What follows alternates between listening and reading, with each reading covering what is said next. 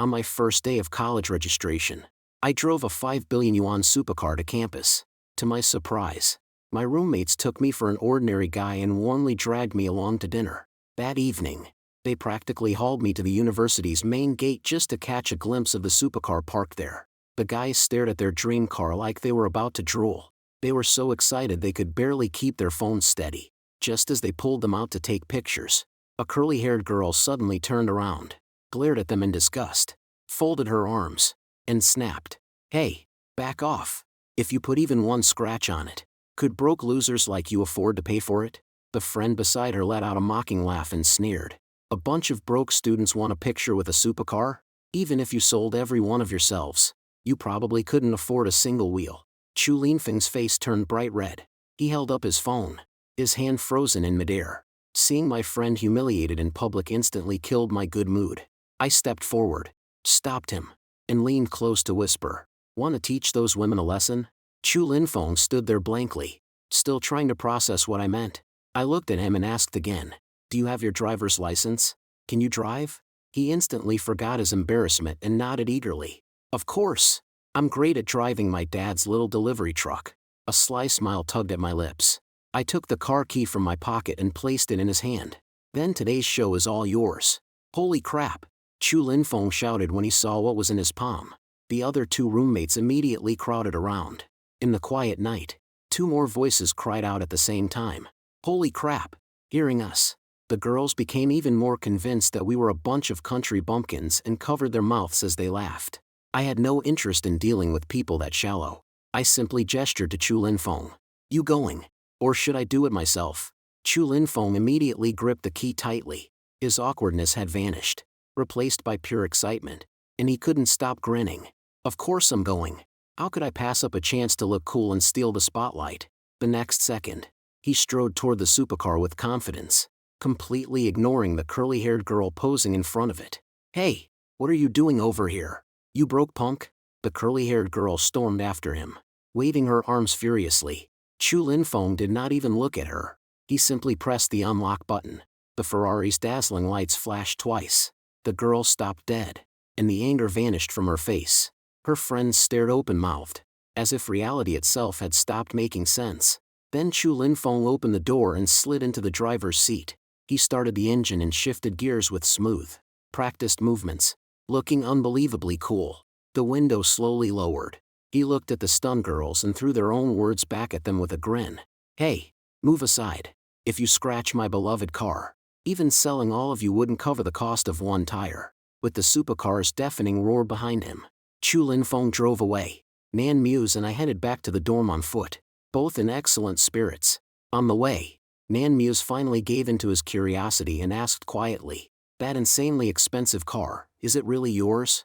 I acted completely casual. "An uncle in my family bought it for me to get around." I thought that satisfying comeback would be the end of the night's excitement, but as soon as we reached the dorm building, we saw Chu Linfeng being stopped at the entrance by the dorm supervisor. The two of them were arguing fiercely. I moved closer, listened for a moment, and burst out laughing. The idiot had been so busy showing off in the supercar that he had forgotten his student ID. The stern supervisor stood at the entrance like a gatekeeper and absolutely refused to let him in. Holding back my laughter, I stepped forward to help him. "Sir, please let him inside. We share a room, and that car is mine." The supervisor looked me up and down suspiciously, then glanced at the dazzling sports car. "If that's true, where's your student ID?" I confidently reached into my pocket. 1 second later, the smile vanished from my face too. Damn it, I forgot mine as well. I immediately looked at Nan Muse. He gave an odd shrug, clearly empty-handed too. He rolled his eyes and said irritably, "If I'd brought mine, do you think I'd still be standing here saying nothing?" I had no choice but to lower my hand and try to reason with the supervisor. "Sir, we really are freshmen who registered today." The supervisor pursed his lips and refused flatly. "Why should I believe you? This kid just came flying in with that car, parked it, and disappeared." Nan Muse tried to argue, but the supervisor cut him off firmly. "Absolutely not. Plenty of rich kids drive cars like that onto campus just to fool girls." We all fell silent. I rubbed my forehead and reminded him, "Sir, this is the men's dorm." I was too tired to keep arguing, so I called my second uncle. he answered after 2 rings. I briefly explained the situation and made sure to add, the dorm supervisor is only doing his job. Please don't blame him. A calm voice came from the other end. All right, wait a moment. Then he hung up. Chu Lin's phone was still arguing when the supervisor's phone suddenly rang. He answered, spoke for only a few seconds, and his anger instantly turned to shock. His manner became respectful at once as he nodded repeatedly. Yes, yes, of course, don't worry. After hanging up, the man who had been impossibly stern moments earlier broke into a brilliant smile.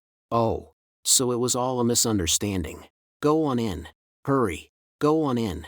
I remained calm, but my other 3 roommates looked completely baffled. Chu Linfeng hurried over and demanded, why did the supervisor suddenly become so polite? I answered casually, I called my second uncle. He spoke to the university president. Chu Linfeng's eyes went wide. One phone call solved everything? Just how powerful is your uncle? I smiled and changed the subject. His position isn't especially high, but people usually listen when he speaks. Early the next morning, Chu Linfeng's miserable wailing suddenly filled the room. Just then, the dorm door opened. I had returned from my morning run carrying hot breakfast for everyone. I raised my voice. Get up, guys. Breakfast. My 3 sleeping roommates instantly came alive. Nan Muse pressed his palms together in thanks. I had bought 20 portions of bread, pastries, and hot tea. Chu Linfeng was obviously starving and ate nearly half of it by himself, while Nan Muse made fun of him. We changed clothes and headed toward the athletic field. The moment we arrived, the massive crowd left us stunned. We had no idea where we were supposed to go. Then an upperclassman in glasses called loudly for the finance freshman. When we walked over, a girl in a white dress approached with a list in her hands. Smiling sweetly, she said, I'm Lu Mei, a sophomore and president of the finance department student union. I recognized her and had not expected to see her here. Chu Linfeng nudged me with his elbow and asked with a shameless grin, do you think that beautiful upperclassman and I might have a story someday? I rolled my eyes. Before I could answer, I noticed Lu Mei's gaze had remained on me. She smiled faintly, then turned and led the way. I had barely gotten a chance to look around campus before she brought us to the classroom. Chu Linfeng and I went inside and found 2 good seats by the window. Before long, a young teacher wearing glasses entered and introduced himself as Wang Tao, our academic advisor. After a brief introduction, he announced that all freshmen would begin 2 weeks of military training the next day. The entire classroom erupted in groans. When we returned to the dorm after class, I found Chu Linfeng sprawled across his bed like a corpse without a soul. With despair all over his face, he cried out, 2 weeks of intense military training. I'm finished. I laughed at him. That's what you get for refusing to run with me. Scared now? Chu Linfeng immediately rolled over and turned his feet toward me. That afternoon, our class group chat told us to collect our military training uniforms. I gave the teacher my height and weight, and he quickly handed me a set. Chu Linfeng saw me staring at it and assumed I disliked it, but I smiled and said, it's not bad. Still, this is probably the cheapest outfit I've ever worn in my life. Chu Linfeng was completely speechless. Early the next morning, I went for my usual run because this level of training was far too easy for me. At 7:30, all the freshmen gathered on the field. Chu Linfeng looked me up and down and said enviously, how do you still look so handsome in clothes this cheap? At exactly 8, several senior military officers stepped onto the platform. When I saw one of them, I almost laughed. He was no stranger. He was the eldest of our generation in the family, my cousin Zhao Gang. What happened next surprised everyone. Colonel Zhao Gang left the platform and walked directly toward our formation. Chu Linfeng trembled and bumped me hard with his shoulder. Look at that officer. His rank is so high. Why is he coming this way? I immediately stood straight and whispered, shut up. Too frightened to say more. Chu Linfeng still stared at Zhao Gang and muttered, an officer that senior is going to train us personally? That's insane. Zhao Gang stopped in front of us, swept the field with a sharp gaze, and suddenly roared, attention! His powerful voice silenced the entire field in an instant. My name is Zhao Gang, and I am the chief instructor for this military training program. For the next 14 days, all of you answer to me. I have only one requirement, obedience. Absolute obedience. Is that understood? Only a scattered response came from the formation. His expression darkened, and he shouted again, louder. Did none of you eat breakfast? Is that understood? This time, Everyone shouted together. Understood. Regular training began immediately afterward. Zhao Gang walked up to me and said with a hint of amusement, "Your posture is good. Step out and correct everyone else's form." I answered at once, "Yes, sir." Then I left the formation and began correcting my classmates one by one. At 10 in the morning, Zhao Gang finally blew the whistle for a break. The moment it sounded, nearly everyone collapsed to the ground. Chu Linfeng dropped down too and complained painfully, "I'm dying. I'm seriously dying." We stood there for 40 whole minutes. I remained standing perfectly straight, my breathing unchanged. Chu Linfeng stared at me like I was a monster. "Are you even human? You're not tired at all?" I said. "I run every day. You know that." Just then, a sweet voice came from behind me. I turned and saw upperclassman Wang Wanqing approaching with her hair tied back and a bottle of water in her hand, smiling at me. I was slightly surprised. "Is that water for me?" She smiled and handed me the cold bottle. Chu Linfeng, standing beside me, immediately widened his eyes. "Where's mine?" A moment later, Ning Shi walked over with a blush and handed Chu Linfeng a bottle of water. Wang Wanqing and I sat in the shade and talked. Neither of us noticed Zhao Gang hiding behind a wall nearby, secretly taking pictures of us with his phone. He quickly posted the photos in the family group chat, and the entire chat exploded. My third sister, Zhao Shouting, was the first to send a message. "What's going on? Does our little brother finally like someone? That girl is beautiful." My fourth sister joined in. "Well, look who finally figured out girls exist." Someone in the group immediately tagged Zhao Gang. "Big brother, hurry up and get another picture of her face." Even my fourth uncle appeared. "Ah, a girl has finally entered my nephew's life. You'd better give us the whole story later. Kid, Zhao Gang, take another picture." Zhao Gang put away his phone with the satisfied smile of a successful prankster, then blew the whistle again. Wang Wanqing and Ning Shi said goodbye and left. Zhao Gang glanced at Wang Wanqing several times, clearly impressed by her. Military training lasted until 5:30 that afternoon. The moment we were dismissed, my phone began vibrating non-stop. When I saw the 99+ notification on the screen, a bad feeling rose in my chest. I opened the messaging app and froze. My cousin Zhao Gang had actually posted a picture of me sitting with the upperclassmen in our family group chat. His stern voice from the training field still echoed in my mind. "Your movements still aren't right. Pay attention." Yet the moment he walked away, the previously quiet formation erupted in noise. Chu Linfeng held the empty water bottle as if it were a priceless treasure. Grinning endlessly, I rolled my eyes. "Enough already. Are you planning to take that empty bottle home and put it on an altar?" We talked as we entered the cafeteria. It was crowded, so I suggested, "Let's go to the third floor. Dinner's on me." I had just taken out my phone to pay when I saw that glaring 99+ again, and my heart sank. I did not even have 100 contacts total. What group could possibly produce that many messages at once? My fingers trembled slightly as I opened the chat. Every message was from my family. I wanted to find somewhere to hide. Then Zhao Gang posted again. "Day 1 of training is over. Anyone who wants the latest update on the young master of the Zhao family can call me directly." I completely lost it. This was not military training. It was public humiliation. How was I supposed to face anyone after this? I silently resolved that no matter what happened, I would keep playing the role of an ordinary student. When I returned to the table, my roommates were discussing their instructors. Tribhuvan said the instructor for his group was a senior officer, while Nitin and Rohan had instructors with lower ranks. All three stared at me when they noticed I did not look tired at all. "What?" I asked. Nitin scratched his head. "Why do you look like you haven't trained at all?" "I exercise every day." The food soon arrived. 4 dishes and a bowl of soup, with his mouth full of chicken. Tribhuvan mumbled loudly, "Yush, my man. I'll remember this meal for all 4 years of college." The 4 of us ate happily, and I temporarily forgot the pressure from the family group chat. Just then, my phone rang. It was my third sister. I stood up. "You guys keep eating. I'm going outside to take this." The other 3 waved casually. They were too busy fighting over the food to pay attention to me. I left the cafeteria, stopped beneath a tree, took a deep breath, and answered, "Hey, sis." "Yash." My third sister Kiran's voice nearly shattered my eardrum.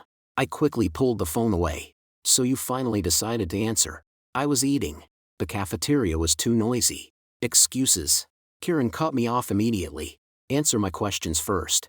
Who is that girl?" What does she look like? Where does she live? What's her major? How did you meet? How far have things gone? 6 questions hit me at once. I was silent for 2 seconds. Sis, could you ask them one at a time? No. Answer all of them now. I sighed. She's an upperclassman. She's beautiful. Studies at the business school. And is a sophomore. She helped me when I was completing my enrollment paperwork.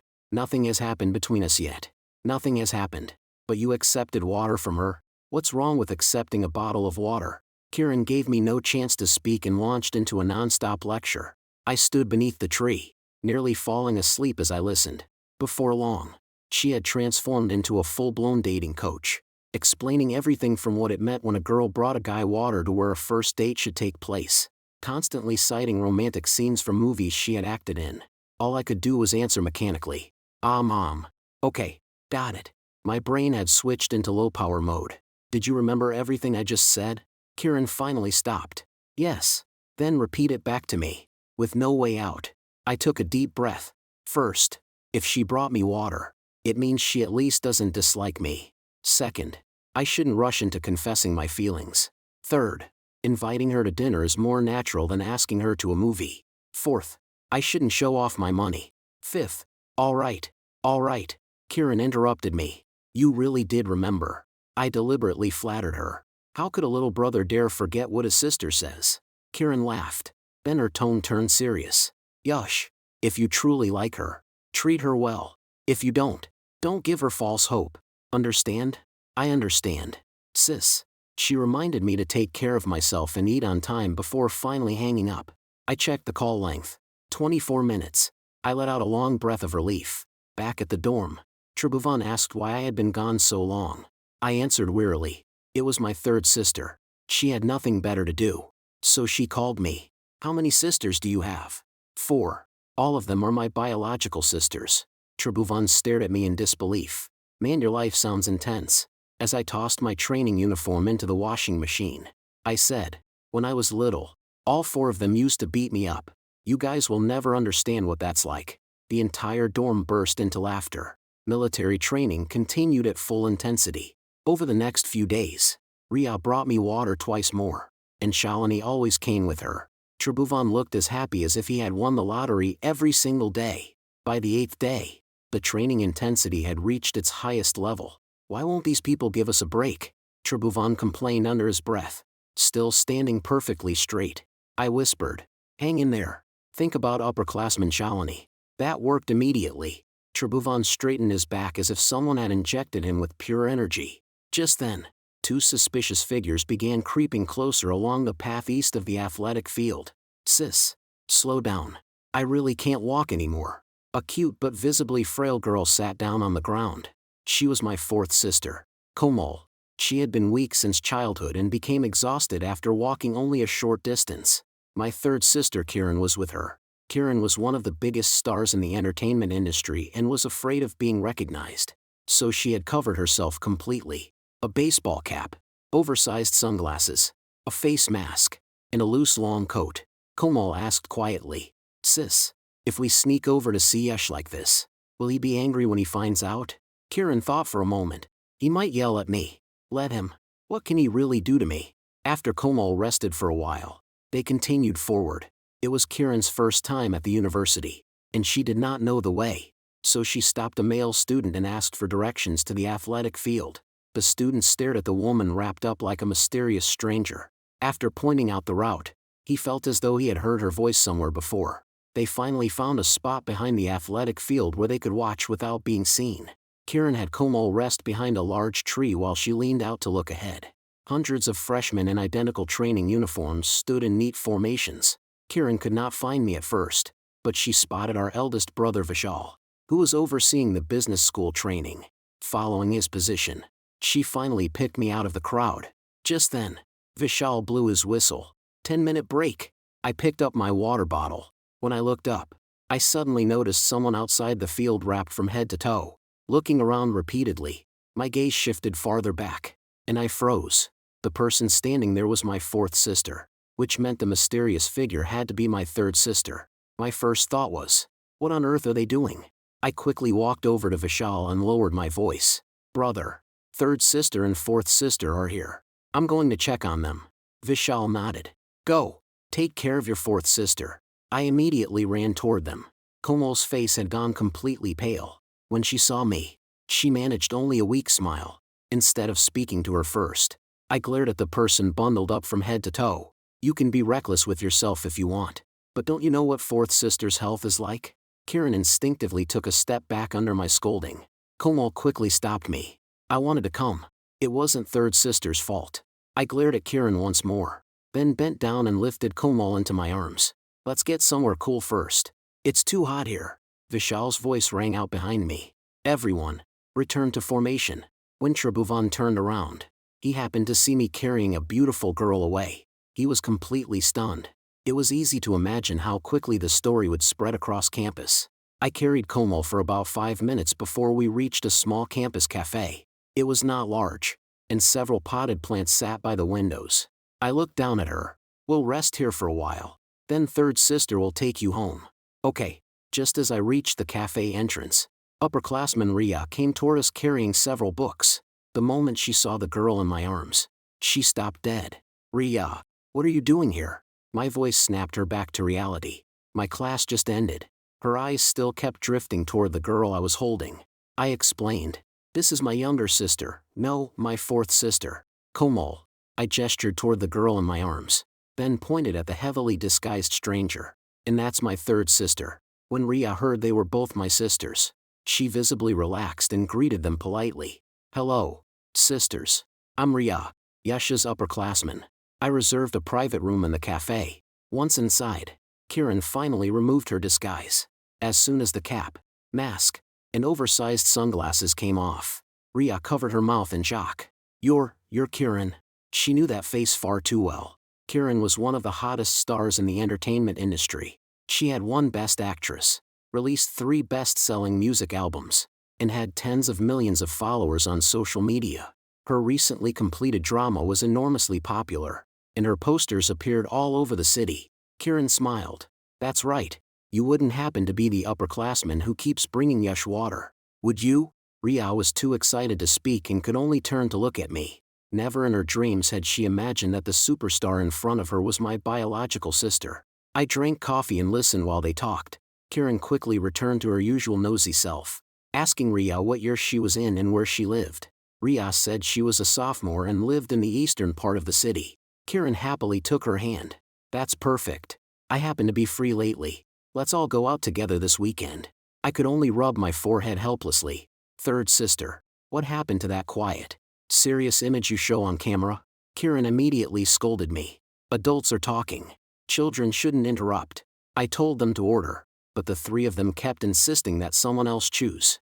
In the end, I had to say, I'm paying today. They answered almost in unison. Great. Then you can pay. I went out to place the order and specifically asked the staff not to enter the private room, in case someone recognized my third sister. While we waited for the coffee, Anjali asked Komal what she liked to do in her free time. Komal said she enjoyed reading and visiting the library. She also did internships on weekends and had already completed several internship programs since her sophomore year. Anjali had been full of gossip, but now she was genuinely impressed. She thought Komal might be physically delicate, but she was highly motivated. Then she lowered her voice and asked, by the way, do you have a boyfriend? Third sister. I finally could not hold back. Komal's face turned bright red. And no, nothing like that. Anjali nodded in satisfaction. Amit sat across from them, quietly watching everything. Her gaze moved from my third sister to Komal's face, and she looked gently at the innocent, kind-hearted girl. Whenever Komal smiled, faint dimples appeared in her cheeks. Komal, she said softly, thank you for bringing water to Grandpa. Komal quickly replied, it was nothing. Rohan helped me before too. Amit introduced herself and continued. Rohan never attended a formal school when he was growing up. This is the first time he has had real classmates. Knowing there's an upperclassman at school willing to look after him makes our whole family feel much better. Komal was surprised. She had never imagined that the top science student had never truly attended school before. The 4 of them sat in the cafe for about half an hour. After Amit drank some warm water, her complexion looked much better. I checked the time. Third sister, take fourth sister home. She needs to rest now. Ahmed held the table as she stood. When she passed Komal, she stopped and said softly, "Komal, thank you for taking care of Rohan." With that, she took Anjali's hand and walked out. At the doorway, Anjali poked her head back in and winked at Komal. "Don't tell anyone I was here. This is our secret." After the two of them left, only Komal and I remained in the private room. Komal smiled. "Your third sister is completely different in person than she is on television. On TV, she seems quiet and serious, but in real life she's so direct and funny," I said expressionlessly. "The woman on television is just her public image. You saw the real her today." Komal could not help laughing. "I actually like her better this way. She feels real. Can you give me her contact information?" I was too embarrassed to ask her myself. "Of course." I sent Anjali's messaging profile to Komal, then sent Anjali a voice message. She accepted the friend request immediately. Komal was so excited that she threw her arms around me. I teased her deliberately. "Upperclassman, does that mean I get a hug too?" Coming back to her senses, she immediately released me and stepped back in a panic. "You should hurry back to military training. The instructor there is very strict." Watching her blush, I smiled. "Thank you, upperclassman." "For what?" I answered seriously. "For bringing me water, and for talking with my fourth sister just now. She was very happy today." Komal looked at me. The vague conflict in her heart seemed to disappear completely, replaced by a sweet and unfamiliar happiness. "You don't have to thank me." She smiled, her dimples clearly visible. "Your fourth sister is adorable, and your third sister is very special." I checked the time. It was already 11:10, and the morning training session would end soon. I immediately ran back toward the athletic field. Captain Vikram was organizing the next exercise. I ran to the front of the formation and called out, "Reporting." "Sir." Vikram looked at me. "Speak." Then he added, "Come see me in a moment." A short while later, he walked over and, with his back to more than 300 students, asked in a very low voice, "How is Amit now?" I looked at my eldest brother. Vikram's face remained as stern as it had during training, but concern was obvious in his eyes. "She's fine. Just a little tired. Third sister already took her home." Vikram nodded and remained silent for nearly a minute. "She did look pale." "Yeah, you know what third sister is like. She does whatever comes into her head." A faint smile appeared at the corner of Vikram's mouth, but all he said was, "Return to your formation." Before long, he gathered everyone, explained the afternoon training schedule, and dismissed us for a break. Varun had held his question in all morning and finally demanded, "Rohan, where did you go? Who was the girl you were carrying?" "She's my fourth sister. She's always been in poor health. Third sister brought her here to see me." "Oh, she was your sister." I thought. Varun instantly lost interest. I narrowed my eyes. "You thought what?" "Nothing. I didn't think anything." Nothing unusual happened during the afternoon training, and it ended promptly at 5:30. However, the instructor announced that there would be a special session that evening. The moment the news spread, the field filled with groans and complaints. "What are you whining about?" Vikram said. His voice was not especially loud, but it silenced everyone immediately. "Did I say I was making you run 5 kilometers tonight?" Everyone shut up at once. Vikram stepped forward, his expression softening considerably. "There will be no grueling assignment tonight. This is just a chance for you to relax." The students froze for a moment, then the entire field erupted in cheers. Vikram raised a hand for silence. "The daytime training was intense. I know all of you are exhausted. There will be no fitness test tonight. Only a few games." "Now that's more like it." Varun was the first to shout with his already hoarse voice. Vikram gestured, and more than 300 people sat cross-legged on the grass. He sat down in front of the crowd as well, casually raising one knee. He looked completely different from the cold, severe captain they had seen during the day. He said, "You know how well or poorly you performed today. I'm not here to criticize each of you one by one. The real purpose of training is to teach you what genuine exhaustion feels like. By now, I think you understand." Someone below laughed quietly. Vikram continued, "I want to hear your thoughts. How did today's high-intensity training feel?" The moment he finished speaking, everyone began voicing their complaints. "It was exhausting. Sir, my legs don't even feel like mine anymore. My feet are covered in blisters." Vikram listened to every complaint with interest before slowly saying, "Being tired is normal. When I first joined the military, I was in worse condition than all of you are now." He stood and brushed the dust from his clothes. "How about this? I'll give you a chance. Any one of you may come forward and compete with me. You don't have to truly defeat me. If you can achieve half of my result, you win. If any of you wins, tomorrow's training load will be cut in half. The entire field exploded with excitement. Vikram told everyone to eat dinner first and return at 7 that evening. At exactly 7, the athletic field was packed. Vikram walked over at an unhurried pace and had the men and women stand on opposite sides. He calmly removed his jacket, revealing a fitted black t-shirt that clearly outlined his powerful muscles. It's time to honor the promise I made earlier. Who wants to go first? The field remained silent for 2 seconds. Then a tall, muscular student rose from the back row. He was nearly 6 feet tall and obviously had an athletic background. He walked forward with steady steps. Sir, what are we competing in? Push-ups. Complete 50 proper push-ups in a row, and you win. The student smiled confidently and lowered himself to the ground. His first 30 repetitions were fast and precise. As he approached 40, his pace slowed noticeably and his arms began to shake. On the 47th push-up, he finally gave out and collapsed flat on the ground. Vikram helped him up and patted his back. The student muttered in disappointment. I can normally do more than 60. Then he returned to the formation with his head lowered. Vikram stood in the center of the field without even breathing harder. Anyone else? He looked around. The entire formation was silent. Varun sat beside me and nudged me with his elbow. Rohan, why don't you try? Why should I? You go. I honestly believe you can do it. Many nearby students also looked at me. Someone whispered, there's no way he can. Varun glared at the speaker and was about to keep pushing me when Vikram's voice came from the front. Varun in the back. What are you muttering about? Varun jumped to his feet in fright, reporting, Sir, I'm recommending the strongest candidate in our group. Who? Varun raised his hand and pointed at me. Rohan. I think he can do it. More than 300 pairs of eyes turned toward me at once. I slowly stood and gave Varun a cold glare. He pulled his head back and silently mouthed, Good luck. When Vikram saw me, something unusual flashed in his eyes. But he showed no emotion and asked in his normal tone, Rohan, do you really want to try? I held my eldest brother's gaze for a second. I could clearly hear in his voice that an older brother wanted to test his younger brother's strength. Why not? My voice was not loud, but it was filled with confidence. Whispers gradually spread through the formation. Most people thought I could not do it.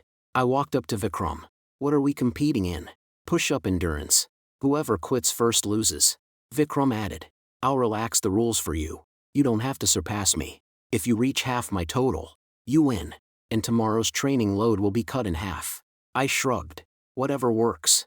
It doesn't matter to me whether the training is reduced. The surrounding whispers grew louder. Someone in the crowd shouted, You're representing all of us now. I swept that person with a cold glance. Then come up here yourself. The speaker immediately lost all confidence and fell silent. I added, If you don't even have the courage to step forward, stop running your mouth. Everyone became completely silent. Let's begin. I lowered myself, placed both hands on the grass, and took a position as perfect as a textbook demonstration. Vikram prepared beside me, and we began at the same time. 20, 30, 50. The surrounding noise grew quieter and quieter until the entire field fell silent. 80, 100. Many of the spectators began breathing faster. My form remained flawless, and my breathing stayed steady. 150, 200. The atmosphere on the field changed completely. Everyone stared with wide eyes. 250, 300. We rose and fell like two machines, showing no sign of stopping. 350, 400.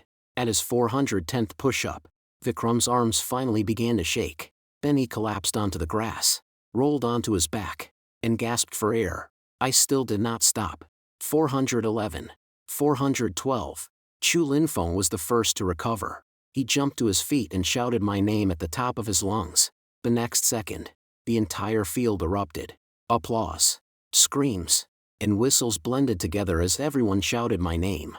I completed 5 more push-ups before finally stopping. When I stood, it was as though nothing had happened. I was not even breathing heavily. I walked over to Vikram and extended my hand. Lying on the grass, Vikram looked at the hand offered by an opponent who was also like a younger brother to him. He hesitated slightly, then gave me a sincere smile. Open pride shone in his eyes. He took my hand and stood, then turned to the entire formation. I lost today's contest. Tomorrow's training load will be cut in half. The finance students immediately erupted in thunderous cheers. Chu Linfeng charged out of the crowd and grabbed my hand. Brother. More than 400 push-ups. Are you human or some kind of robot? I lightly smacked the top of his head and pulled my hand away. Enough. Keep praising me and I'm going to throw up. At that moment, everyone looked at me with respect. Almost all the people who had dismissed me at first had become admirers. I also noticed a girl in the crowd who looked delicate and pretty even without makeup. Her name was Fu Yan. I remembered correcting her military posture earlier. The next day, the training load was indeed cut in half. As a result, the finance students spent most of their time resting, making students from the other departments green with envy. Training ended at 5:30 that afternoon. Xiao Gang lined everyone up, spoke briefly, and announced dismissal. More than 300 students cheered as if they had suddenly been set free. Chu Linfeng struck a big shot pose and said proudly, "We had such an easy day because of my brother here. Otherwise, our legs would have been destroyed again." Nan Muse and Linizhou were already waiting for us at the field exit. Nan Muse sagged against the railing like a puddle of mud, while the dark circles beneath Linizhou's glasses looked deeper than usual. Chu Linfeng gloated. "You two look terrible. Don't even ask." "Man," Nan Muse answered weakly. "Our instructor went insane today." Chu Linfeng deliberately showed off. "Then you should thank my brother. We only did half the training today." "Yes, we know." Nan Muse rolled his eyes. "You've said that at least 800 times." I was in a good mood, so I suggested, "Let's go out for dinner tonight. My treat." "Seriously?" Chu Linfeng instantly came alive. "Where? You decide." Nan Muse raised his hand at once. A new barbecue place opened near the south gate. The four of us returned to the dorm, washed up, and changed clothes. I put on a black t-shirt made from exceptionally fine fabric and a simple gray watch. By now, Chu Linfeng had completely given up asking how much my clothes and watches cost. We had just stepped out of the dorm when a message arrived in my chat app. It was from Wang Wanqing. It contained only a few words. "South Gate, come quickly. Help us." I stopped immediately, and my expression changed. Chu Linfeng saw the message too. "What's wrong, brother?" I did not answer. I called Wang Wanqing directly. The phone rang only once before she picked up. It was noisy on her end, with men's voices and girls arguing in the background. Wang Wanqing spoke quietly, clearly trying to stay calm. "Zhao Yi, Park Ki is here again. He cornered Ning Shi and me in the little plaza outside the south gate. I'm coming now." I hung up and told Chu Linfeng, "You guys go ahead to the barbecue place. I need to handle something." "What happened?" "We're coming with you," Chu Linfeng insisted. I looked at the other two. Their faces said the same thing. "Fine. Stay close." The four of us practically ran across campus. I led the way, moving fast but with unusual steadiness. My right hand hung naturally at my side, my fingers curling slightly. A crowd had gathered near the south gate. I pushed through and saw 7 or 8 people inside the circle. Park Ki wore a bright green athletic jacket that stood out beneath the streetlights. 4 young men in similar outfits stood behind him, all with their arms crossed and arrogant expressions. Wang Wanqing and Ning Shi had been trapped in a corner between a tree and a flower bed. Wang Wanqing gripped her phone tightly, her back straight and anger on her face. Ning Shi stood half a step in front of her, already looking slightly pale. "Wanqing, why do you keep avoiding me?" Park Ki tilted his head and spoke in a mocking tone. "I only want to take you to dinner. Is there any reason to make such a scene?" Wang Wanqing forced herself to remain calm. "Park Ki, I've told you before that nothing can happen between us. Stop bothering me." Her voice sounded steady, but Ning Shi could feel her body trembling faintly. "Nothing can happen?" Park Ki laughed and took another step forward. "What's wrong with me? I'm good-looking and rich. Why am I not good enough for you?" Ning Shi started to speak, but Park Ki frightened her into silence with a sharp glare. "I'm talking to Wanqing. Stay out of it." Ning Shi instinctively stepped back half a pace, but she gathered her courage and stayed where she was. "Park Ki, you've crossed the line." Wang Wanqing's tone grew firmer. "This is the university entrance. Do you really think I won't call the police?" "The police?" Park Ki looked back at his friends, and they all burst out laughing. "Go ahead and call them. I haven't done anything to you. I'm only asking you to dinner. What can the police do to me?" As he spoke, he took another step forward. Only 2 steps now separated him from Wang Wanqing. I pushed through the final row of spectators and walked straight in. I did not even look at Park Ki. I went directly to Wang Wanqing and casually placed a hand on her shoulder. Wang Wanqing's body went rigid, but the next second she leaned slightly toward me, like a drowning person grabbing a lifeline. Wanqing, have you been waiting long? My voice was not loud, but everyone present heard it clearly. Something came up at the dorm. So I'm late. Wang Wanqing looked up at me, her eyes already faintly red. She immediately played along and nodded. It's okay. What matters is that you're here, bastard. Why are you here again? Park Ki cursed. I ignored him completely and looked down at Wang Wanqing. I told you not to pay attention to flies like this. They're filthy. Wang Wanqing could not help laughing. Chu Linfeng and the others pushed into the crowd at that moment.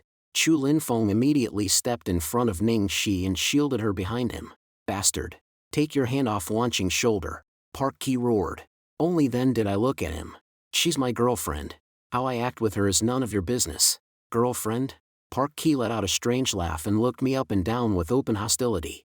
When did you become Wanqing's boyfriend? Why haven't I ever heard about it? She has no obligation to report her personal decisions to you. My tone remained calm, but every word carried undeniable force. Park Ki was about to answer when I continued. Take your people and leave now, and I will consider the matter finished. Finished?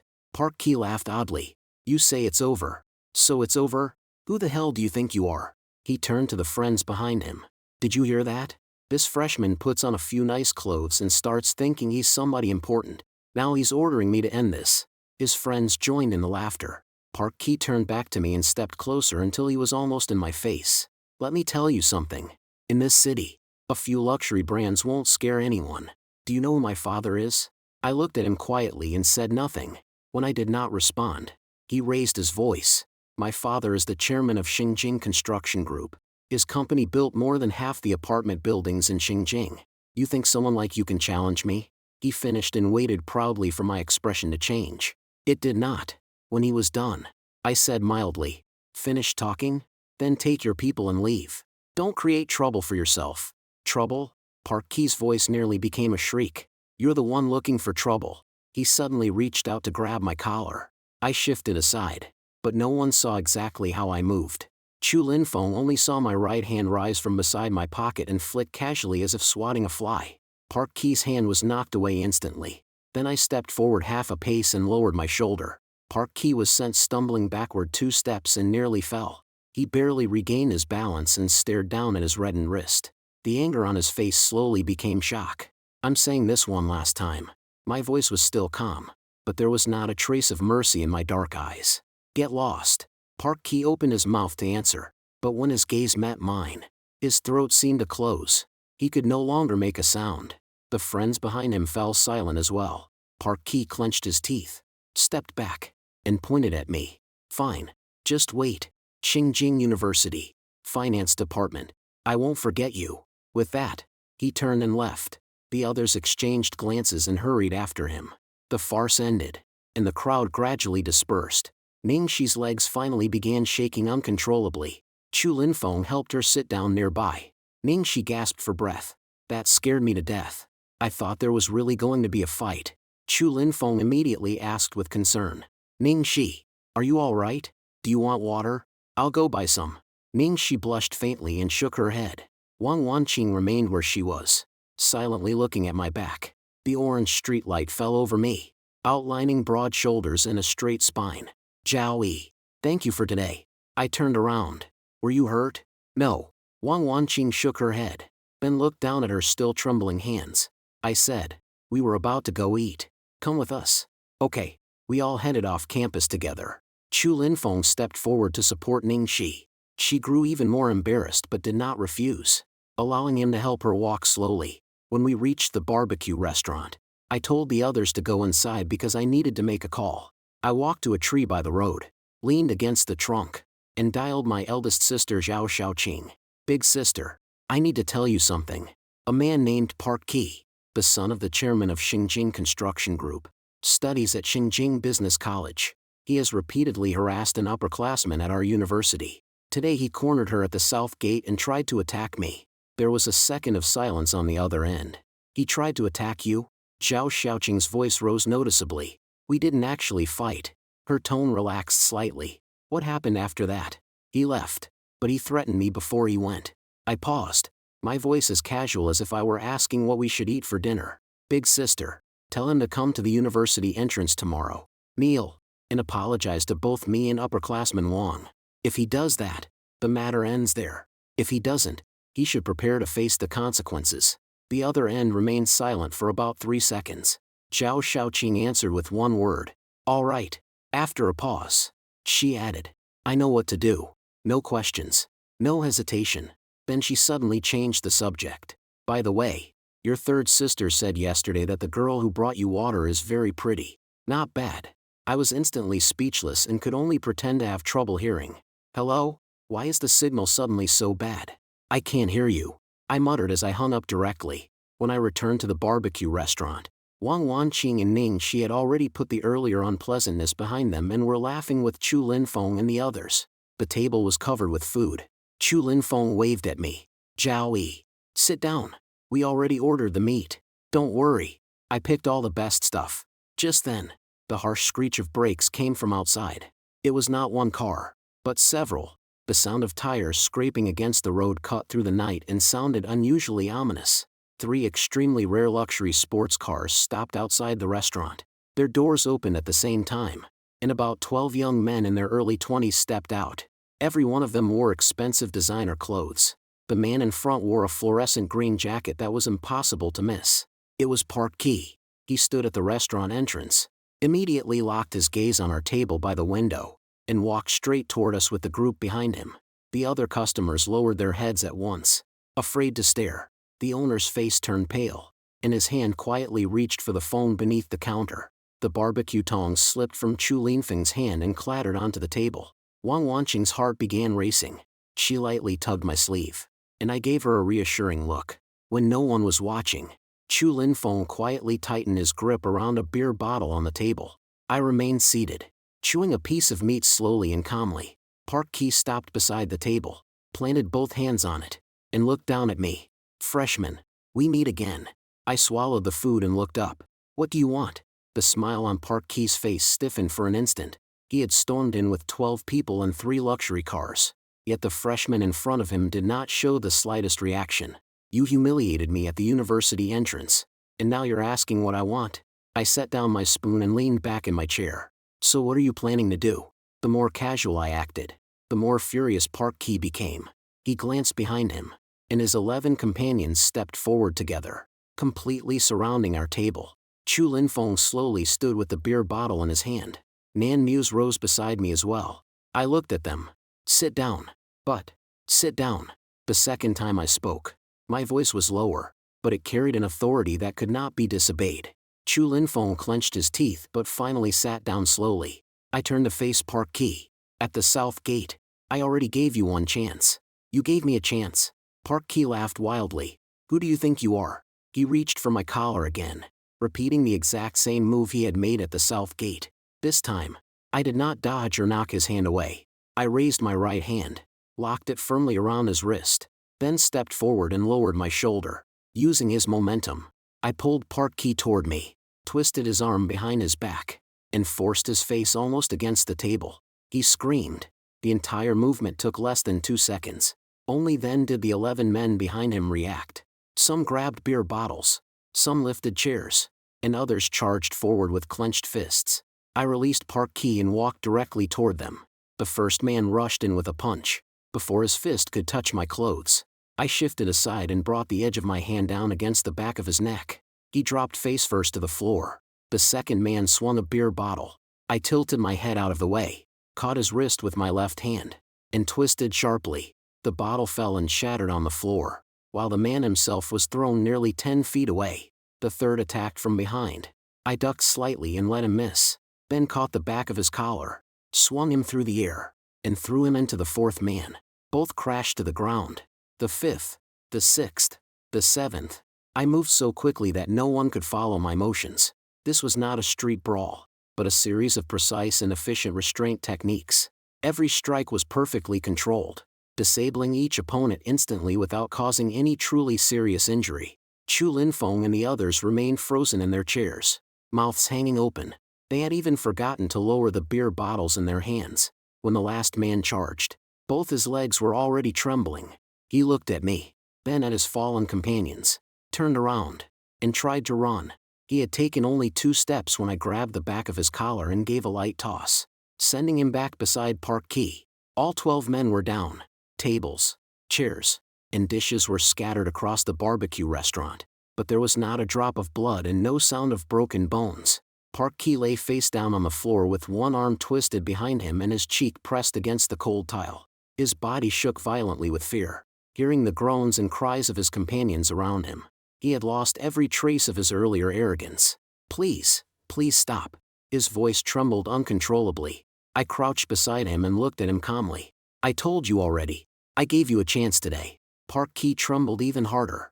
Tomorrow, go to the university entrance, kneel, and apologize to Wang Wanqing and me. Park Ki looked up in disbelief, as if he thought he had heard me wrong. If you don't show up. I met his gaze. There was no anger in my eyes, only a calm so cold it could seep into a person's bones. Whatever happens afterward will be your responsibility. Do you understand? Park Ki nodded rapidly. Now get out. Park Ki scrambled awkwardly to his feet and fled the restaurant. The others struggled up and hurried after him.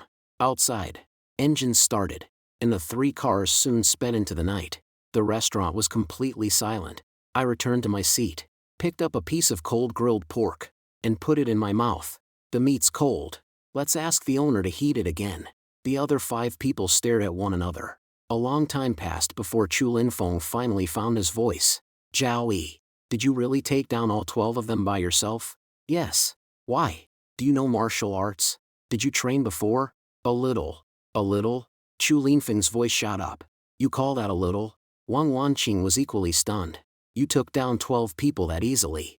I put on an innocent expression. You all saw it clearly, didn't you? Wang Wanqing opened her mouth, but in the end she had no idea what to say.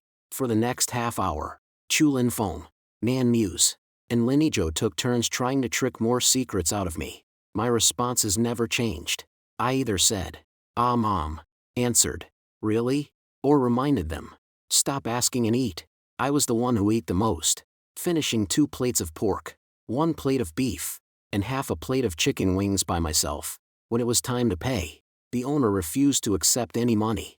I did not take advantage of him. I scanned the payment code, paid the full bill, and compensated him for all the dishes broken during the fight. A hint of coolness hung in the night air when we left the restaurant. Chu Linfeng still could not suppress his curiosity. Brother Zhao, will those people come back and cause more trouble? No. You're that sure? Why?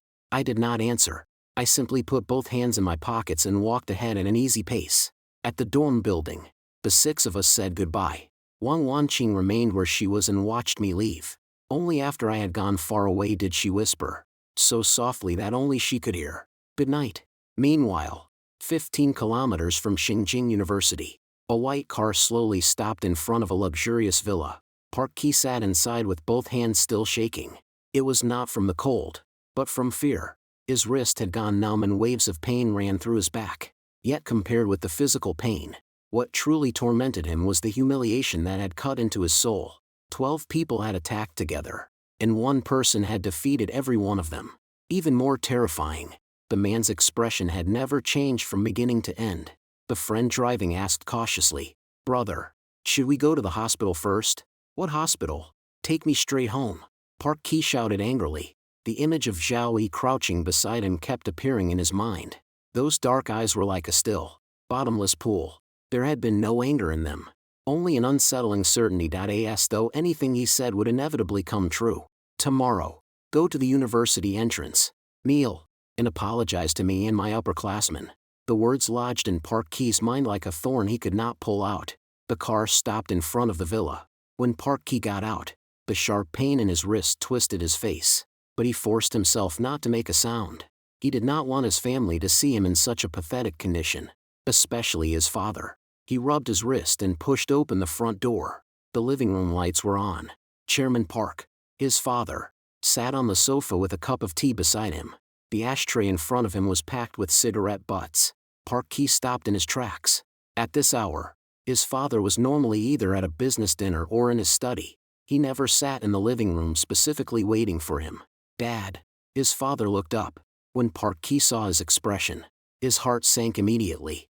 It was not ordinary anger or displeasure. It was deep, overwhelming fear. "Come here." His father's voice was low and dry. Park Ki forced himself forward.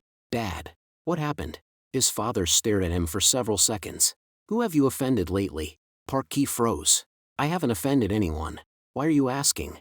His father's face flushed with fury. "No one? Are you sure?" "I'm sure, Dad." Park Ki became even more confused and added, "I did have a small disagreement with someone at school today." "What kind of disagreement?" Park Ki hesitated. "I argued with a freshman at the university entrance. Later I took a few people to talk to him. But he beat us up." "Beat you up? How many people did you bring?" 11. 11 people? His father stared at him as if checking whether he was lying. The living room remained silent for several seconds. The next moment, his father shot to his feet and slapped Park Ki hard across the face. Park Ki was completely stunned. Half his face burned. "Dad, why did you hit me?" His father said nothing and backhanded him across the face again. Park Ki staggered backward 2 steps, and blood appeared at the corner of his mouth. His father nearly roared. "Do you have any idea who you provoked?" "I honestly don't know, Dad. I didn't offend anyone important. Do you know who called me tonight?" His father took a deep breath and said each word distinctly. "Zhao Xiaoqing, president of Zhao Group." Park Ki's eyes widened abruptly.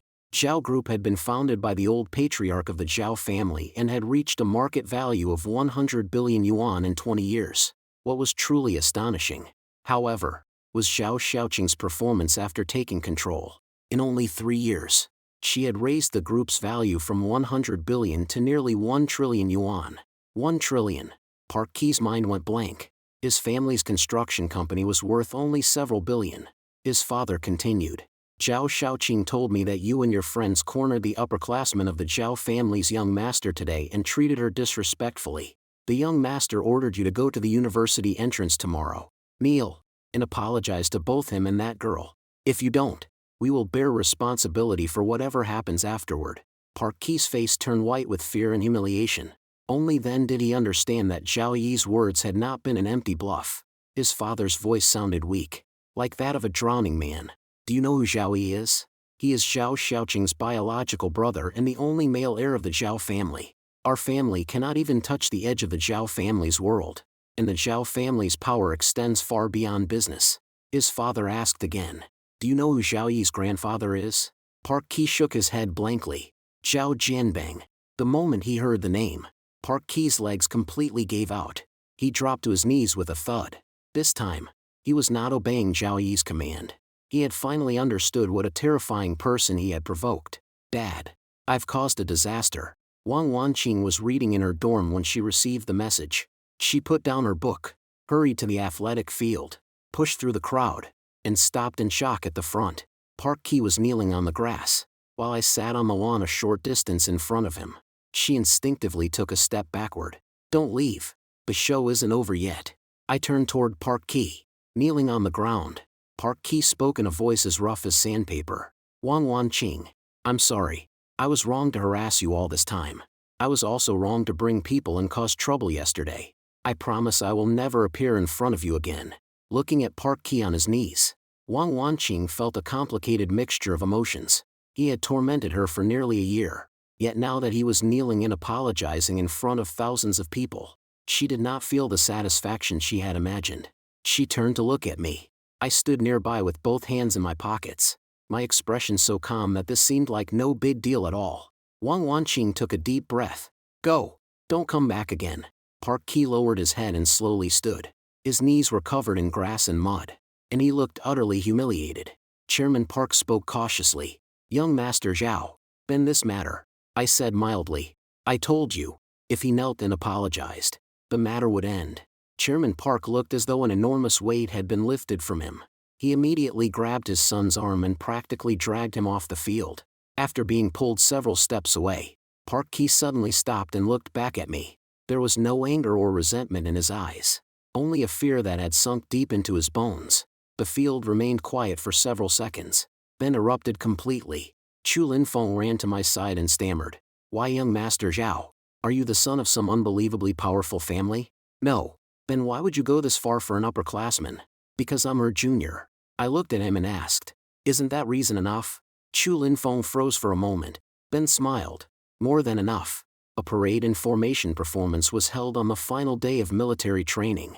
The finance department was the 8th group to appear. Zhao Gang stood beside the formation and corrected everyone's movements one last time. You've trained for 14 full days. Everything comes down to these 5 minutes. Anyone who takes one wrong step will come back for extra training. When the formation passed the reviewing platform, I stood in the 4th position of the 2nd row. My steps were firm and powerful, and the height of my arm swings and angle of my raised legs matched the textbook standard exactly. The scores were announced on the spot after the performance. The finance department took first place. More than 300 people fell silent for 1 second, then erupted in deafening cheers. After the ceremony, the university announced that everyone had the afternoon off and that regular classes would begin the following Monday. Joy surged through me. In 18 years, this was the longest I had ever been away from home. I immediately messaged my 4th sister. Military training is over. I'll be home soon. The reply came almost instantly. Zhao Xiaoshu was clearly delighted. That's wonderful. I'll have the cook make your favorite dishes.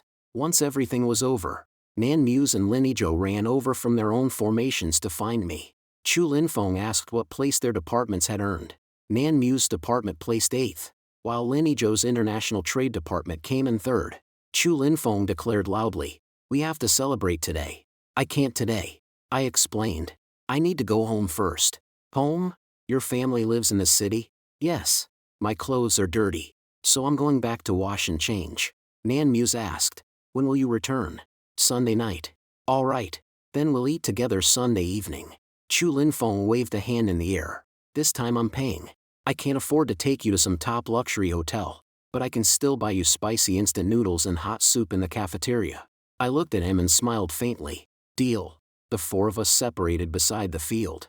Chu Linfeng and the other 2 headed toward the cafeteria, while I returned to the dorm, changed out of my training uniform, packed my dirty clothes into a bag, then went downstairs and drove away from the university. The September sky over Xinjiang was especially clear. The trees lining Forbidden City Road had stood there since my childhood. 18 years later, they had grown taller and fuller. 2 armed guards stood on duty at the main gate of courtyard number 18. When the car reached the entrance, I lowered the window. The guard on duty recognized me and immediately saluted. "Third young master, welcome home." The electronic gate opened silently, and the car slowly entered. The compound was much larger than it appeared from outside. The main building was a 3-story mansion in an older style. Its gray walls and roof were extremely understated, and almost nothing about the exterior appeared unusual. I parked in front of the main building, carried my travel bag to the entrance, and the door opened from inside. "Third young master is home." Aunt Ning, the housekeeper, looked me over from head to toe with concern in her eyes. "You've lost weight. Was military training very hard?" "It was fine. Your 4th sister has been talking about you since yesterday. She said you must not be eating well at school. Early this morning, she had the cook buy meat to make your favorite sweet pork dish." Warmth immediately spread through my chest. I handed my luggage to Aunt Ning and walked toward the garden. Zhao Xiaoshu sat on a stone bench in pale pink loungewear, a thin blanket draped over her shoulders and a cup of warm water in her hands. Afternoon sunlight filtered through the vines, making her face look almost translucent. "4th sister, I'm home." Zhao Xiaoshu looked up, and a gentle smile immediately bloomed across her face. "Xiaoyi is home." We sat and talked for a while. I asked about Big Sister, and Zhao Xiaoshu said she had gone with father to a company meeting. Then she took an envelope from the box beside her. "Big Sister left this for you." I opened it. Inside were a bank card and a small note. The note was written in Big Sister's handwriting. "Spending money. Use it when you need it. Don't be too frugal." I had just set the envelope on the table when the living room door opened. "Is Xiaoyi home?" A woman stood in the doorway. She wore a simple white blouse and dark pants, with her long hair loosely tied behind her head. Her features were 70% similar to mine. She looked only about 30, though she was actually 53 that year. The heritage of an ancient martial arts family clearly had its benefits. "Mom." I stood. Lu Qingyun came over and examined her son from head to toe. Her gaze paused on my shoulders and wrists before she nodded with satisfaction. "Not bad. You haven't been slacking." I smiled. "I wouldn't dare." Lu Qingyun sat down. "I heard your eldest brother Zhao Gang was in charge of this military training." I nodded. "Good. On the training field, you were his soldier, not his younger brother." She paused, and her tone shifted slightly. But your fourth uncle said you hit someone at school? Mom, that wasn't really hitting someone. It was self-defense. The other side brought 12 people to cause trouble. I know. Lu Qingyan cut me off directly. 12 men. And you handled them alone without seriously injuring anyone. It seems all those years of martial arts training were not wasted. There was no reproach in her voice. If anything, she sounded pleased. Thank you, Mom. For what? Lu Qingyan set down her cup and stood. What do you want for dinner? I'll have the cook make it. Fourth sister already asked her to make sweet pork. Lu Qingyan looked at Zhao Xiaoshu, and Zhao Xiaoshu smiled. At exactly 6 on Sunday morning, my alarm woke me. This was a rule my mother, Lu Qingyun, had established when I was a child. I had to exercise for 1 hour every morning. I had followed it for exactly 13 years. From the age of 5 until today. Never missing a day except when I was sick. I changed into black workout clothes and went to the backyard. On the eastern side of the yard was a dedicated martial arts training area. The ground was paved with stone, and bamboo grew all around it. After warming up, I began practicing martial arts footwork. I moved neither quickly nor slowly, but every step landed precisely where it should. When I completed the full routine, I stopped. My breathing was still steady, though a thin layer of sweat covered my forehead. I checked my watch. 6:58. 2 minutes remained before the full hour was complete. After showering and changing into clean clothes, I went downstairs. Aunt Ning had already laid breakfast on the dining table. After eating, I went to the living room and reached for a car key before leaving. The key rack beside the door held the keys to more than a dozen expensive supercars, scattered without any particular order. I casually chose one, entered the garage, and started a silver gray supercar. The car left the compound and traveled along Forbidden City Road. The silver gray supercar drove out of courtyard number 18 and headed along Forbidden City Road toward Xinjiang University. I had planned to find a private garage near the university, park the car, and walk back to the dorm. But as soon as I reached the south gate, traffic ahead came to a stop. Dozens of students surrounded the roadside, continuously taking pictures with their phones. A curly-haired girl stood at the center of the crowd. I recognized her immediately. She was the woman who had stood beside my Ferrari on the first day of school and mocked Chu Linfeng and the others for being unable to afford even one wheel. Today she wore expensive designer clothes, with several equally polished girls beside her. One of them asked excitedly, Han Shui, does this car really belong to your boyfriend? So her name was Han Shui. Han Shui folded her arms and deliberately put on an impatient expression. Haven't I already told you? My boyfriend's family just ordered it from overseas. It's the only one in the entire city. How much does it cost? At least 1 billion yuan. Gasps immediately rose from the crowd. Han Shui clearly enjoyed being surrounded by attention. She walked to the front of my car, rested a hand on the hood, and signaled for her friend to take pictures. Get a lower angle. Make sure the emblem is in the shot. I stepped on the brake. The car stopped less than 2 meters from her. Han Shui frowned and slapped the hood. What's wrong with the driver? Can't he see I'm taking pictures? I did not get out. I only tapped the horn. Her expression grew even uglier. She walked to the driver's side and knocked hard on the window. Open the door. I want pictures of the interior. The window slowly lowered. The moment she saw my face, Han Shui's voice stopped. She froze for several seconds, panic flashing through her eyes, but quickly regained her composure. So it's you. I looked at her. Do you know the owner? Of course I do. What is your relationship? Han Shui glanced at the phones recording around her, unwilling to lose face. She raised her chin immediately. This car belongs to my boyfriend's family. You must be the new driver he hired, right? Whispers instantly spread through the crowd. A driver that young? He looks like a Xinjiang University student too. Maybe he's a rich kid's lackey who drives for him. Han Shui's friend looked at me with contempt. Han Shui told you to open the door. Didn't you hear her? I was not angry. I only found the situation amusing. What's your boyfriend's name? Han Shui's eyes flickered. What does that have to do with you? If this is his car, I should at least know who I'm driving for. My boyfriend has a very important identity. I can't tell you. Just then, Chu Linfeng's voice came from behind me. Zhao Yi. I turned around. Chu Linfeng, Nan Muse, and Lin Zhou were walking out of the university gate carrying several cups of instant noodles. When Chu Linfeng saw so many people gathered around the car, he immediately pushed through the crowd. You again? He recognized Han Shui. Han Shui remembered him too. and a mocking smile appeared on her face. What? Are you broke students here to use someone else's supercar for pictures again? She pointed at me and told the people beside her. He's probably a driver for my boyfriend's family. These guys must be his poor friends. Chu Linfeng froze for several seconds. Then his expression became extremely strange. Nan Muse raised a hand and adjusted his glasses. Lin Zhou silently turned his head away, apparently trying not to laugh. Han Shui mistook their reactions for embarrassment and became even more arrogant. On the first day of school, you pretended to be important beside another Ferrari. Now you're circling my boyfriend's new car. Do you have any self-respect at all? Chu Linfeng finally could not hold back. You're saying this car belongs to your boyfriend? Of course. Then tell it to open for you. Han Shui's smile stiffened. I didn't bring the key. Chu Linfeng pointed at the driver's seat. Isn't the key with the driver? Tell him to get out and drive it yourself. More and more people gathered around. Han Shui had no way to back down. So she glared at me. Give me the key. I took the key from the car, but instead of handing it to her, I casually tossed it toward Chu Linfeng. Catch. Chu Linfeng hurriedly reached out and almost missed it. Holy crap. Don't throw something like that. I opened the door and stepped out. Can you drive it? I've driven your Ferrari. This one should be about the same. Han Shui's expression changed. What kind of act are you putting on? Chu Linfeng walked to the car and pressed the key. The headlights came on at once, and the doors slowly lifted upward. The scene fell instantly silent. Chu Linfeng looked at Han Shui, grinning from ear to ear. If this is your boyfriend's car, why does my brother have the key? Han Shui's lips turned pale. Her friends fell silent too. I answered calmly. Because the car is mine. Yours? Han Shui shook her head violently. Impossible. You dressed so ordinarily when school started. And you live in a regular dorm. How could you afford a car like this?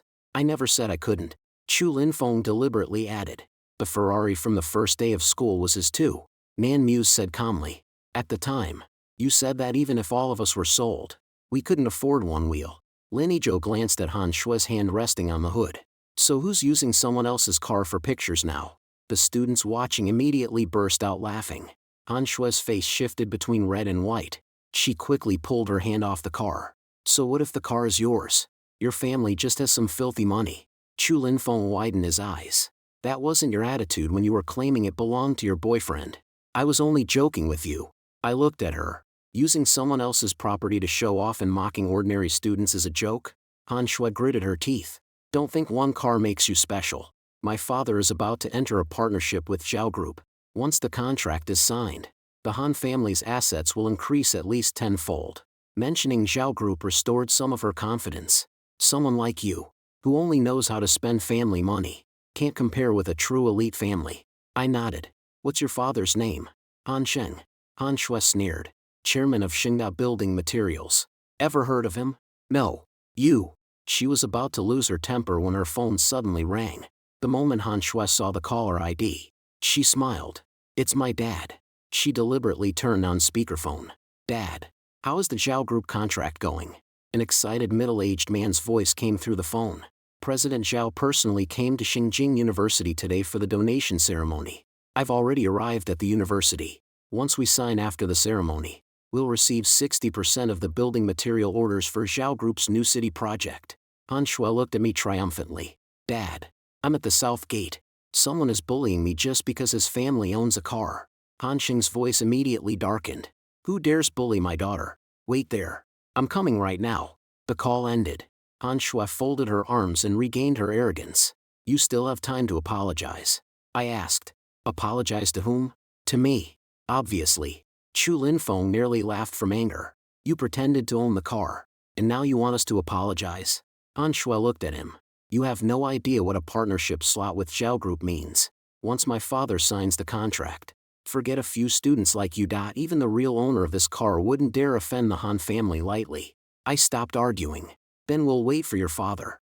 10 minutes later, several black business vans arrived at the south gate. A slightly overweight middle-aged man was the first to get out. Han Shui immediately hurried over. Dad. Han Sheng's face was filled with anger. Who bullied you? Han Shui pointed at me. Him.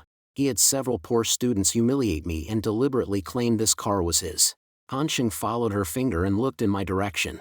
The moment he saw my face, he stopped walking. The anger on his face vanished instantly. It was replaced by disbelief. Han Shui did not notice her father's reaction and continued complaining. Dad, you have to teach him a lesson. You should make the university expel all of them. Han Xing's lips trembled faintly. You said, whose car is this? He says it's his. Han Xing's face turned completely white. He had once attended a supplier conference at Zhao Group headquarters. At that meeting, he had sat only in the last row, but he had clearly seen Zhao Shaoqing enter the conference room beside a young man. In front of all the group's senior executives, Zhao Shaoqing had introduced him. This is my younger brother, Zhao Yi, the future heir of the Zhao family. And that young man was now standing in front of him. Han Xing's body began to shake. Han Shui still did not sense the danger. Dad, what's wrong? Han Xing suddenly turned and slapped her across the face. Smack! The sharp sound silenced everyone around them. Han Shui covered her cheek, completely stunned. Dad, why did you hit me? Shut up! Han Xing practically roared the words. Do you know who he is? Tears filled Han Shui's eyes. Isn't he just a student with a sports car? Han Xing raised his hand and slapped her again. He is the biological brother of Zhao Group President Zhao Shaoqing. He is the young master of the Zhao family, and the Zhao family's only male heir. The crowd instantly erupted. The Zhao family's young master? That Zhao family? The one behind Zhao Group? No wonder Park Qi knelt and apologized. So he was never an ordinary freshman. All color drained from Han Shui's face. She stared at me blankly, her body retreating beyond her control. That's impossible. Han Xing ignored her, hurried to me, and bowed deeply. Young Master Zhao, I'm sorry. I failed to teach my daughter properly. Please give the Han family one chance. I looked at him. You said you were signing the contract for Zhao Group's new city project today? Sweat began forming on Han Xing's forehead. Yes, but it hasn't been formally signed yet. Then don't sign it. Those simple words made Han Xing's body freeze instantly. Young Master Zhao. He hurried forward one step. We've spent 2 full years preparing for this contract. We've already invested in production lines, warehouses, and raw materials, and the bank loans have been approved. If the contract is cancelled, our company won't survive. Only after hearing that did Han Shui truly panic. She rushed in front of me. Zhao Yi, I didn't know who you were. I apologize. I really was only joking. I looked at her. What if I truly were a driver? She froze. What if Chu Linfeng and the others really were the poor students you called them? Would you still apologize? Han Shui opened her mouth but could not speak. I turned toward Han Xing. When Zhao Group chooses suppliers, we consider not only scale and price, but also the character of the people running the company. Your daughter dares to use the Han family's name and Zhao Group's name to humiliate people at school. That tells me she believes you will always clean up her mess. I don't trust a family-run company like that. Han Xing's knees weakened, and he nearly collapsed. Just then, another motorcade entered the campus. When the lead business van stopped, my eldest sister Zhao Shaoqing stepped out. She wore a black suit, with more than a dozen Zhao Group executives and university administrators behind her.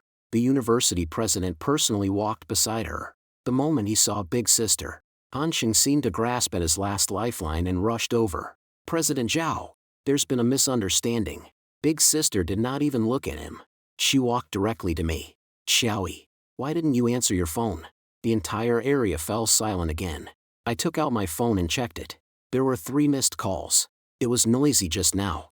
I didn't hear it. Big Sister looked at the silver gray sports car, then at the crowd around us. What happened?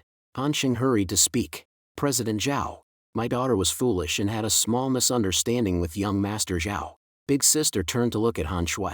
Han Shui began shaking even harder. Big Sister, she said the Han family was about to receive 60% of the building material orders for Zhao Group's new city project. She also said that once the contract was signed, even I wouldn't dare offend the Han family lightly. Big Sister showed no expression. She looked at the project manager behind her. Does that contract exist? The project manager immediately answered. The contract has been drafted. It was originally scheduled to be signed this afternoon. Cancel it. Han Xing's face turned deathly pale. President Zhao, please let me explain. Big Sister looked at him coldly. My brother already gave you a chance to explain. His decision is the Zhao family's decision. Han Xing lost all strength. He turned, grabbed Han Shui's arm, and shouted furiously, Kneel! Han Shui looked at her father in disbelief. Dad, I said kneel and apologized to young Master Zhao and his roommates. Humiliation covered Han Shui's face, but she did not dare resist. Her legs bent, and she slowly knelt on the ground. I'm sorry. Her voice was barely audible. Chu Linfeng folded his arms. You were a lot louder when you were insulting people. Han Shui bit her lip and raised her voice. I'm sorry. She looked first at me, then at Chu Linfeng and the other two. I pretended to own the car. I looked down on ordinary students, and I used the Han family's status to bully people. Please forgive me. Every phone in the crowd pointed at her. On the first day of school, she had stood beside my sports car and mocked Chu Linfeng and the others for being unable to afford one wheel. Now she was kneeling at the entrance of the same university, admitting that she was the one who had used someone else's car, lied, and bullied people with her family's power. Chu Linfeng did not answer. He simply walked to the sports car and patted the door. Zhao Yi, can I drive this one too? Sure. I tossed him the key. Chu Linfeng caught it steadily. He sat in the driver's seat, lowered the window, and looked at Han Shui kneeling on the ground. Please move a little farther away. If you scratch the car, even selling the Han family's entire company probably wouldn't cover the cost. The crowd burst into laughter. Han Shui lowered her head, wishing she could disappear on the spot. Big sister checked the time. The donation ceremony is about to begin. I asked, what donation ceremony? Big sister frowned. Father didn't tell you? No. The university president smiled and explained. Zhao Group has decided to donate 10 billion yuan to Xinjiang University to build a new business school, a research center, and a student assistance fund. Gasps rose from the crowd again. 10 billion yuan. Han Xing had just been boasting about a building material contract. Yet one casual donation from my family to the university was worth far more than his entire company. Big sister looked at me. Father said the education fund will be established in your name. Why use my name?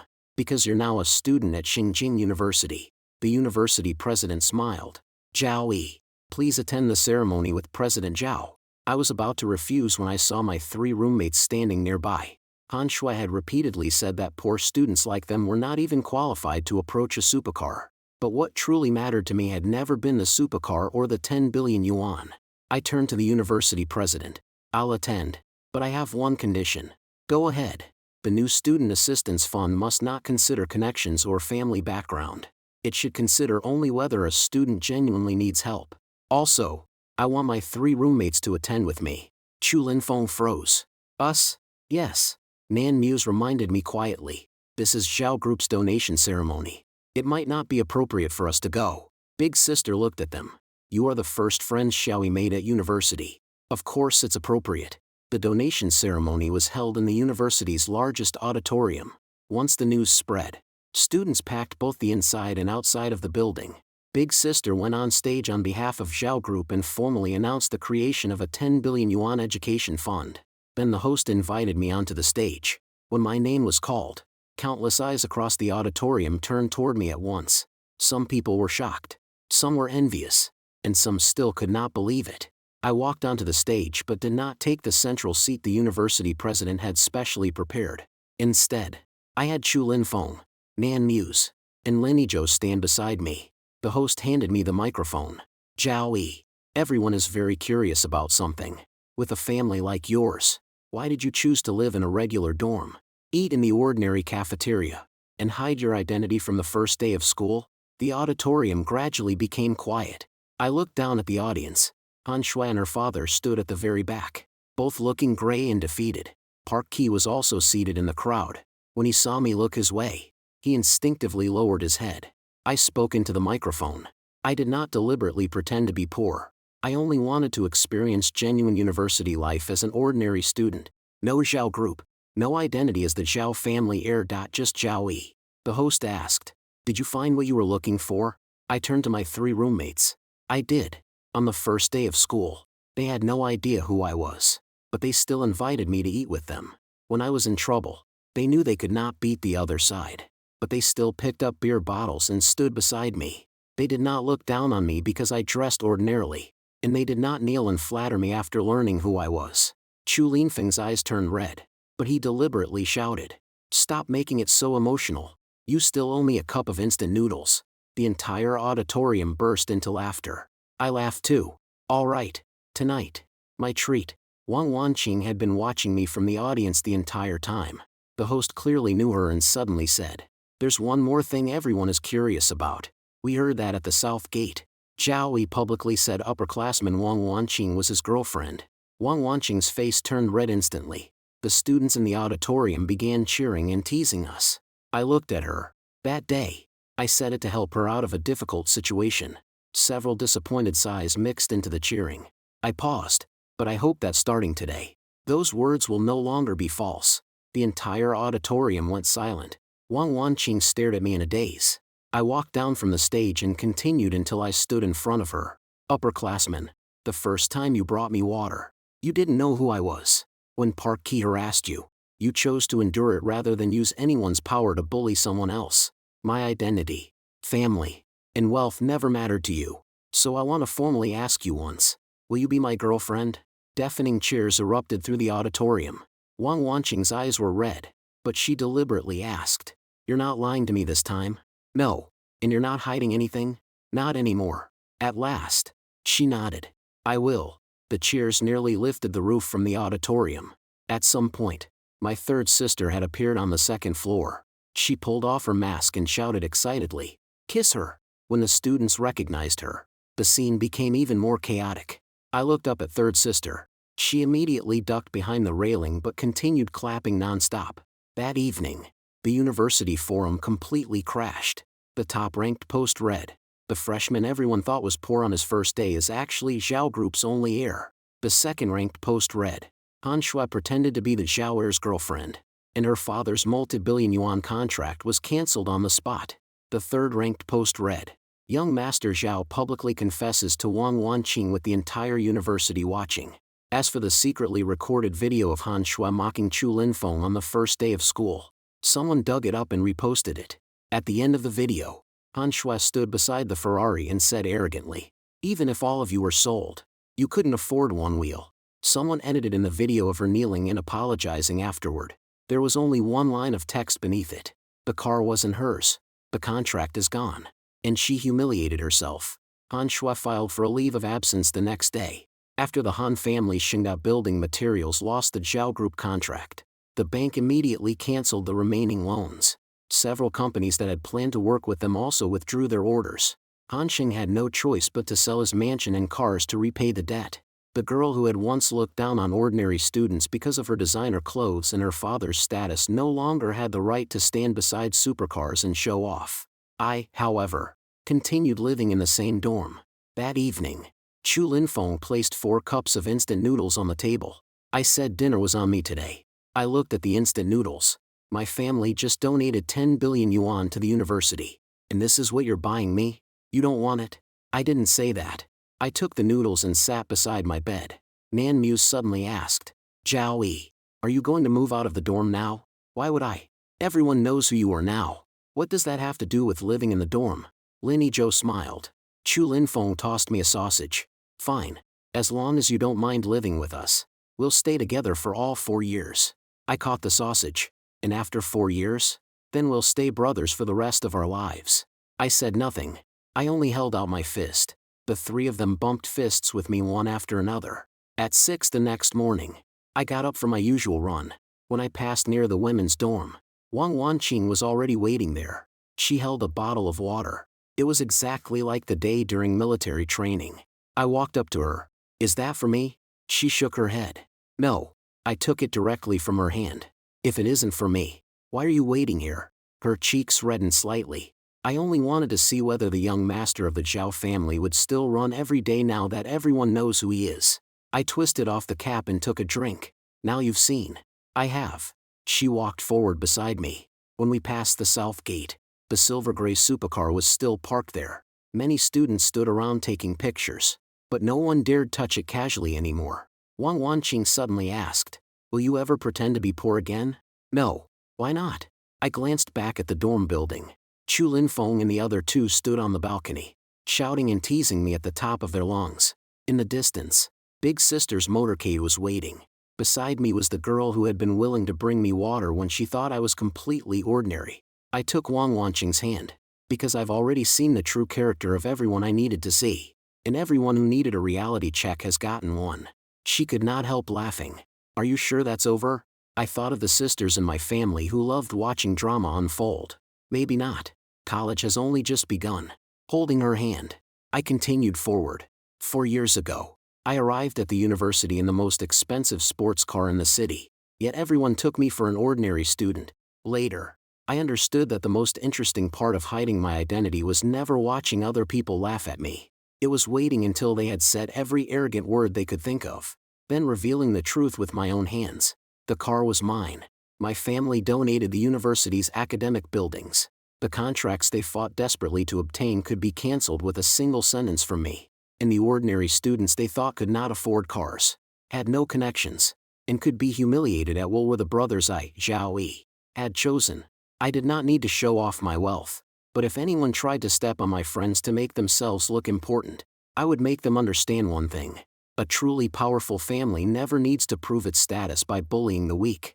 As for those who look down on others, what they ultimately lost was never just a contract. They also lost the dignity they had been proudest of.